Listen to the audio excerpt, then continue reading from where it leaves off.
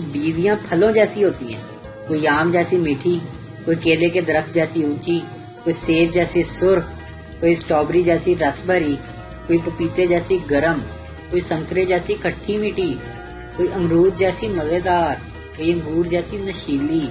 مسئلہ تو مردوں کا ہے، نالائکوں کو تو فروٹ چاٹ ہی چاہیے۔ امیروں میں انار، سیب، انگور، مالٹے اور خشک میوہ جات خون پیدا کرتے ہیں، جبکہ غریبوں میں شلجم، ٹینڈے، بینگن، بھنڈی توری اور کدو خون پیدا کرتے ہیں۔ میری امی کو ارطغرل ڈرامہ اس لیے بھی پسند ہے کہ اس میں لڑکیوں کے پاس موبائل نہیں ہوتے۔ میں نے فاسٹ فوڈ سے توبہ کر لی تھی۔ ایک دن گھر والوں نے پیزا کھانے کی ضد کی تو انہیں ریسٹورنٹ لے گیا۔ گھر والے کھانے لگے، میں سائڈ پر بیٹھ گیا۔ اگلے دن فیس بک کھولی تو میری تصویر کسی نے اپلوڈ کر کے لکھا تھا، یہ ہیں بے لوگ، خود پیزا کھا رہے اور ڈرائیور حسرت سے دیکھ رہا۔ ایک لڑکی نے ماں کو میسج کیا، ماما آپ کہاں ہیں؟ اس کی ماں نے جواب دیا، ابھی بازار سے نکلی ہوں، راستے میں ہوں۔ کیوں؟ لڑکی نے جواب دیا، آپ مجھے بازار اپنے ساتھ لے کر آئی تھی۔ ماں نے جواب دیا، اوہ سوری بیٹا، میں ابھی آئی، ساتھ والی شاپ پہ ہی ہوں۔ تنخواہ مہنگائی جیسی ہونی چاہیے، صبح اٹھو تو پتہ چلے آج پھر بڑھ گئی ہے۔ دوسروں کی بیویاں دیکھ کر جلنے سے بہتر ہے اپنی بیویوں پر خرچہ کریں، انہیں پارلر لے کر جائیں۔ زندگی میں کچھ بننا چاہتے ہو تو بس ڈھیٹ بن جاؤ، یقین کرو سارے مسئلے ختم ہو جائیں گے۔ 3 چرسی رکشے میں بیٹھے تھے، رکشے والے نے رکشہ سٹارٹ کر کے بند کر دیا اور بولا، لو صاحب پہنچ گئے۔ ایک چرسی نے شکریہ ادا کیا، دوسرے نے پیسے دیے اور تیسرے نے ڈرائیور کو تھپڑ مار دیا۔ ڈرائیور سمجھا اسے پتہ چل گیا ہے۔ چرسی بولا، سالے آج تو مروا ہی دیتا ہے، اتنا تیز چلاتا ہے۔ آج مجھے ایک چونٹی نے کاٹا، میں برداشت کر گیا۔ جب میں نے چونٹی کو چٹکی کاٹی تو مر گئی۔ اپنی باری مذاق برداشت ہی نہیں ہوتا۔ کچھ لوگوں کی چھینک اتنی دہشت ناک ہوتی ہے کہ لگتا ہے کہ گھر کے ٹکڑے ہی نہ ہو جائیں۔ صبح کو نیند آتی ہے، دوپہر کو نیند آتی ہے، یہاں تک کہ شام کو بھی نیند آتی ہے، بس رات کو ہی نہیں آتی۔ ایک وقت تھا کہ ہمیں موبائل کی رنگ ٹون بدلنے کا شوق ہوتا تھا، آج دیکھ لو موبائل سائلنٹ سے ہٹتا ہی نہیں۔ ببلی پپو سے، جانو کل میرا برتھ ڈے ہے، تم مجھے کیا تحفہ دو گے؟ تو پپو بولا، جانو تمہیں کیا چاہیے؟ ببلی، تم مجھے اس بار رنگ دینا۔ پپو، میں تمہیں رنگ دوں گا لیکن تم ریسیو مت کرنا، میرے پاس پیکنگ نہیں ہے۔ میاں بیوی کی لڑائی ہو گئی، شوہر جا کے ڈریسنگ ٹیبل کے سامنے بال بنانے لگا۔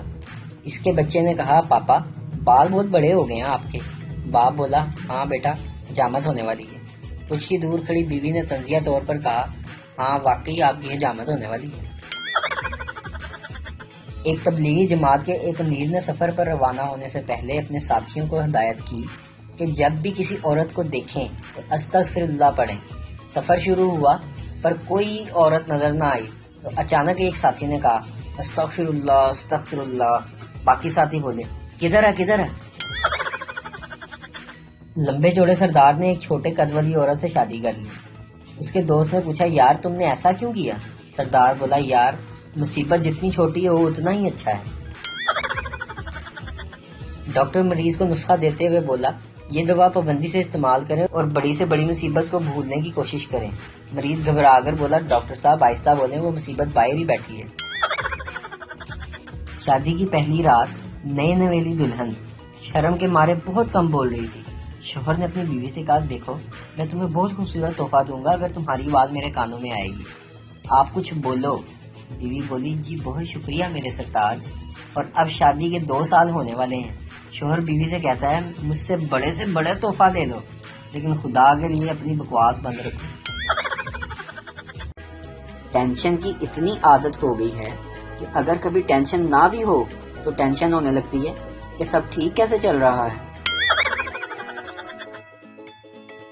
اگر آپ اپنی تعریف سن کر خوش ہونے کی بجائے شک میں پڑ جاتے ہیں تو یقین مانیں آپ کو عقل آ چکی ہے۔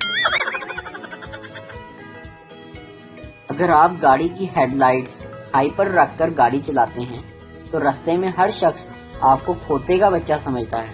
اپنی ولدیت کی حفاظت کریں، اپنی گاڑی کی ہیڈ لائٹس مدھم رکھیں۔ ایک لڑکی نے بتایا، نیند تو بچپن میں آتی تھی، اب تو بس 13-14 گھنٹے کے لیے سو جاتی ہے۔ شادی ایک ایسا بندھن ہے جو خام خواہ دو لوگوں کو آپس میں لڑنے پر مجبور کر دیتا ہے۔ ایک مشورہ چاہیے، سردیاں آ رہی ہیں، شادی کر لوں یا ہیٹر لے لوں؟ پپو اور ببلو بیٹھے ہوئے آپس میں باتیں کر رہے تھے کہ ببلو بولا، کل میں نے سمندر سے 2.5 ٹن وزنی مچھلی پکڑی۔ پپو، یار کل میں نے سمندر میں ڈوری ڈال کر جلتی ہوئی لالٹین نکالی۔ ببلو، جھوٹ، تم جلتی ہوئی لالٹین کیسے نکال سکتے ہو؟ پپو، یار تم اپنی مچھلی کا وزن کم کرو، میں لالٹین بجھا دوں گا۔ شوہر، اگر میرے ہاتھ میں حکومت ہو تو میں اس ملک کی تقدیر بدل دوں۔ بیوی، بس پہلے تم اپنی شلوار تو بدل لو، صبح سے میری شلوار پہن کر گھوم رہے ہو۔ آ جاؤ میں تم کو ہواؤں میں لے چلوں۔ تشریح، اس شعر میں شاعر اپنے ساتھ اپنی معشوقہ کو بھی چرس پلانا چاہتا ہے۔ آدمی دکاندار سے، مجھے وہ کتاب چاہیے جس کا عنوان ہے مرد گھر کا سربراہ ہوتا ہے۔ دکاندار بولا، جناب آپ اوپر تشریف لے جائیں، مزاحیہ کتابیں دوسری منزل پر ملتی ہیں۔ ایک اسکول کے ماسٹر کو ڈاکو مار رہے تھے۔ پپو نے دیکھا تو گاؤں کی طرف بھاگا اور زور زور سے چلانے لگا، کل چھٹی ہے، ماسٹر پیٹ گیا ساڈا۔ پپو ناراض ہو کر گھر کے باہر بیٹھا تھا۔ باپ، کیا ہوا بیٹا؟ پپو، ابو آپ کی بیوی سے میری نہیں بنتی، مجھے اپنی بیوی چاہیے۔ پپو دکاندار سے، انکل 1 کلو بھینس کا دودھ دے دو۔ دکاندار، یہ برتن چھوٹا ہے۔ پپو، اچھا پھر بکری کا ہی دے دو۔ کرایہ دار مالک مکان سے، میں نے سنا ہے اس گھر میں جن بھوت اور چڑیلیں رہتی ہیں۔ مالک مکان، پتہ نہیں بھائی جان، مجھے تو مرے ہوئے خود 12 سال ہو گئے۔ دو خواتین کی نوک جھوک جاری تھی۔ پہلی عورت نے انتہائی غصے سے کہا، میرے پاس گاڑی ہے، بنگلہ ہے، بینک بیلنس ہے، تمہارے پاس کیا ہے؟ دوسری عورت نے فوراً جواب دیا، میرے پاس 20 سال پہلے شادی میں سلوایا ہوا سوٹ موجود ہے جو ابھی تک مجھ پر فٹ آتا ہے۔ بس پھر اس کے بعد خاموشی چھا گئی۔